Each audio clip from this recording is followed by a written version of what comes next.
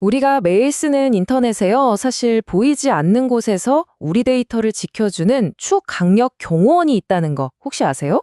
그 이름이 바로 IPsec입니다. 오늘은 이 현대 인터넷 보안의 심장과도 같은 기술이 도대체 어떻게 우리의 디지털 세상을 안전하게 지켜주고 있는지 그 비밀을 한번 제대로 파헤쳐 보겠습니다. VPN 정말 많이들 쓰시죠? 카페에서 와이파이 쓸 때나 회사 네트워크에 접속할 때나. 근데 VPN이 어떻게 내 데이터를 위한 안전한 터널을 만드는 건지 그 원리가 궁금했던 적 없으신가요? 그 비밀의 열쇠가 바로 오늘 우리가 이야기할 IPsec 에이스입니다. 자, 그럼 그 원리를 한번 들여다볼까요? 인터넷을요, 거대한 공공 우편 시스템이라고 한번 상상해 보세요.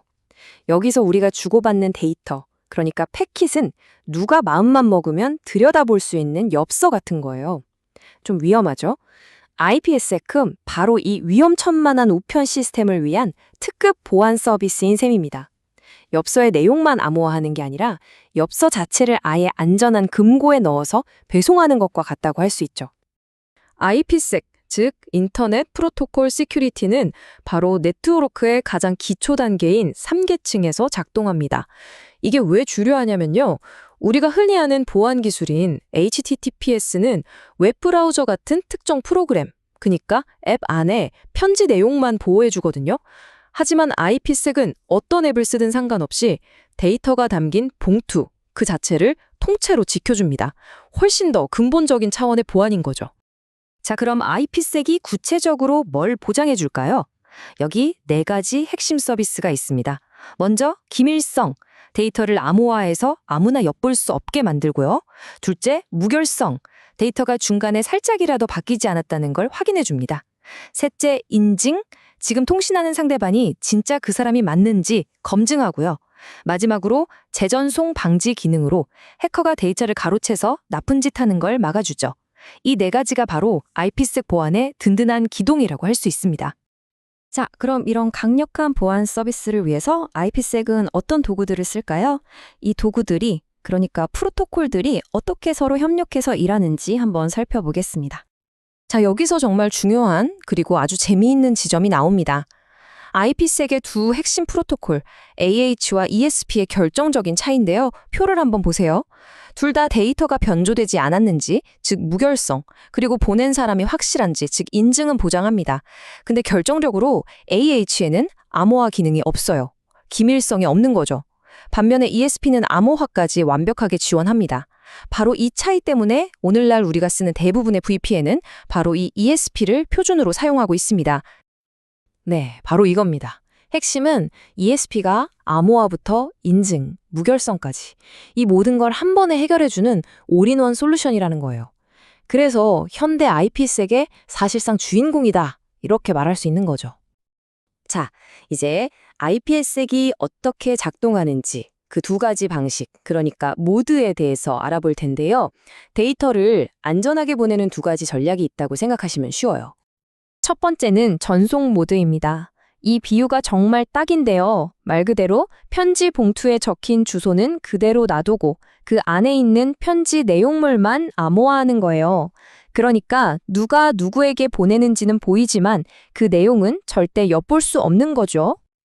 그리고 이게 바로 VPN의 심장, 터널 모드입니다. 원래 편지랑 봉투를 아예 통째로 단단한 금고에 넣어버리고 거기다 완전히 새로운 주소를 붙여서 보내는 것과 같아요. 이게 왜 강력하냐면요. 원래 누가 누구한테 보냈는지 그 출발지와 목적지 정보까지도 완벽하게 숨겨버릴 수 있다는 거예요. 이게 바로 터널 모드가 제공하는 막강한 프라이버시 보호의 비밀입니다. 그럼 이 2가지 언제 쓸까요? 간단해요. 전송 모드는 주로 서버와 서버처럼 딱 정해진 2 지점 사이의 통신을 보호할 때 쓰이고요. 우리가 흔히 아는 VPN, 예를 들어 회사 본사랑 지사를 연결하는 그런 보안 통신에는 당연히 원본 패킷을 통째로 숨겨버리는 터널 모드가 쓰이는 겁니다. 우리가 말하는 보안 터널의 정체가 바로 이거죠. 근데 잠깐만요. 이렇게 막 암호화하고 통신하려면 그 전에 2 컴퓨터가 서로 약속부터 해야 하지 않을까요? 야, 우리 이런 암호 쓸까? 비밀번호는 이걸로 하자. 뭐 이런 규칙들 말이에요. 바로 이 중요한 사전 협상을 담당하는 녀석이 있습니다. 바로 IKE, 인터넷 키 교환 프로토콜입니다.